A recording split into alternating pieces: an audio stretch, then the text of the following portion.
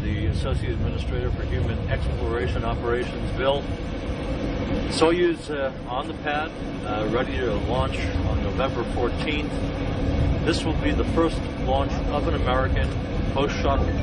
Your thoughts on the significance and how critical this time is to get the station back to a 6-person operation and all the increment work that lies ahead? You know, as I think about it, you know, we've been flying on the Soyuz for a pretty extended period of time, even while the shuttle was flying.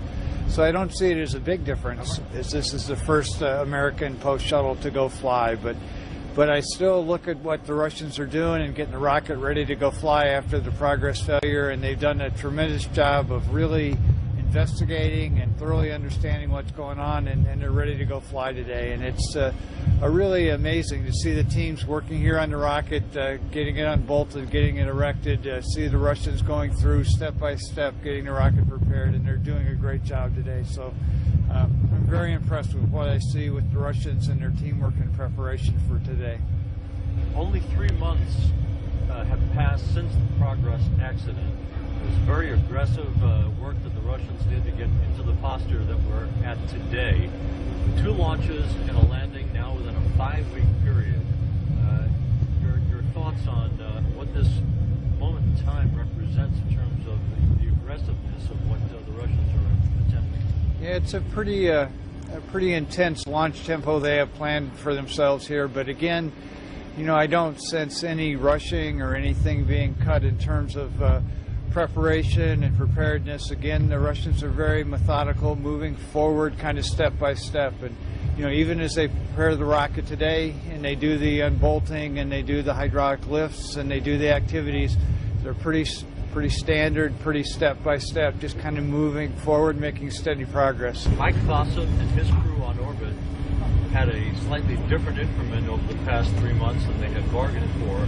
Dan Burbank, a slightly shorter increment now for he and his crewmates coming up. How critical stressful and difficult will this period and quick transition be from one crew to the next? Again, the things that you don't get to see is how much preparation went into this handover period. You know, there's about 4 days when they'll actually get a chance to hand over from one crew to the next. But they've done a lot of preparation on orbit. They've, you know, Mike Fossum downlinked some high-definition video to the crews so they could actually see what it's going to be like to be on board space station.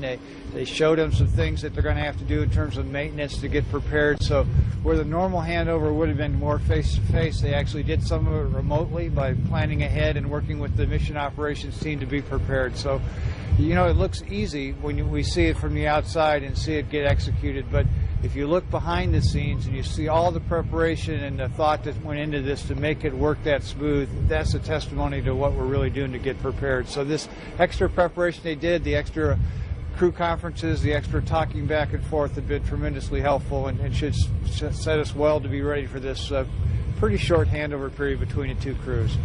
Bill, the 2011 represented the 50th anniversary of human spaceflight.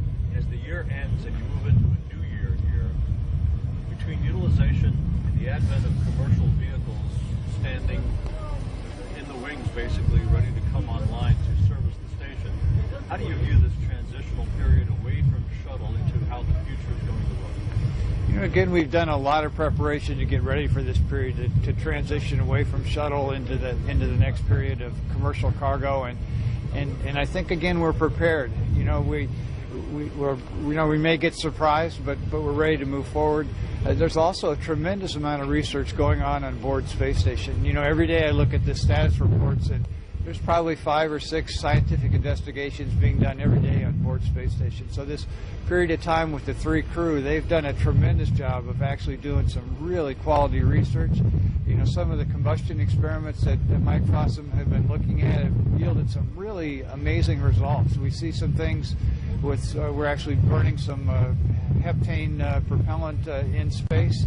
We actually see how that performs in the microgravity period of space with no convection, and it's amazing. And the researchers are very intrigued by the results they're seeing. So I think the thing that most folks don't get a chance to see is how much real research and scientific investigations are getting done during this period, and it's a real tribute to Mike and the crew on orbit that they were able to do this with a pretty reduced crew size and a very different schedule than they had planned. But again, by being adaptable, being flexible, and being prepared, they were able to really make it look very smooth.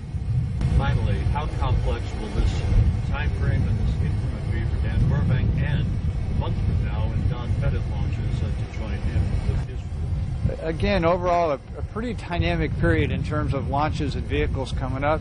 You know, we have the automated transfer vehicle scheduled for next March launch. We have the commercial cargo guys coming online pretty soon. Just a very, very busy period. So again, I think the thing we learn is to be prepared, to be flexible, to be agile, to be ready to change. And as life plays a slightly different scenario than you thought, or things don't work exactly right, if you've got that right mental attitude and you've been prepared, you're ready to adapt. It looks seamless. It looks like you're ready and nothing really happened. But in reality, it's a tribute to the preparation and the thought that goes into this. And again, I can't say enough about the Russian preparation for this launch. They've done a great job of being prepared. They've looked at everything thoroughly. They're ready to go into this period. It's an exciting time watching this transition and start to see this kind of new phase of spaceflight as we move forward.